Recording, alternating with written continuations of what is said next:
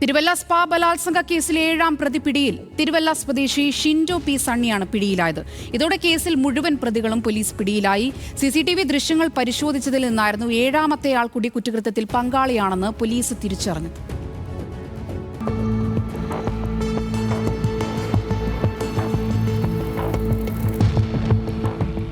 ചങ്ങനാശ്ശേരിയിൽ നിന്നാണ് 7ാം പ്രതി തിരുവല്ല മഞ്ഞാടി സ്വദേശി ഷിൻഡോ പി ആന്റണിയെ പോലീസ് പിടികൂടിയത്.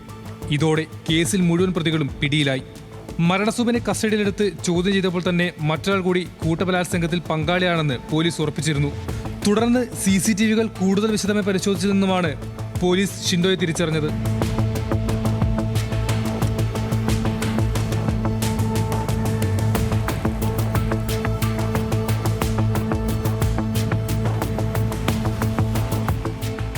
ഗുണ്ടാപ്പിരിവ് വാങ്ങി മദ്യപിക്കാമെന്ന പദ്ധതിയുമായിട്ടാണ് ആക്രമികൾ സംഘടിച്ചത്. ഇതിനായി തന്നെയാണ് ഗുണ്ടാപ്പിരിവിന് ഇറങ്ങിയതെന്ന് പോലീസ് സ്ഥിരീകരിച്ചു. നഗരത്തിലെ മറ്റ് ചില സ്ഥാപനങ്ങളിലും ഗുണ്ടാപ്പിരിവ് നടത്താൻ ആക്രമികൾ ലക്ഷ്യമിട്ടിരുന്നുവെന്ന് പോലീസ് അറിയിച്ചു.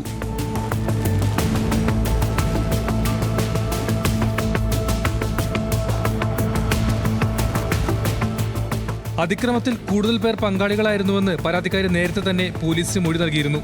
ഇതിനിടെ സ്പായിൽ നിന്ന് മാസപ്പടി കൈപ്പറ്റിയ ആരോപണത്തിൽ പോലീസ് ഉദ്യോഗസ്ഥർക്കെതിരെ ആഭ്യന്തര അന്വേഷണം പുരോഗമിക്കുകയാണ്.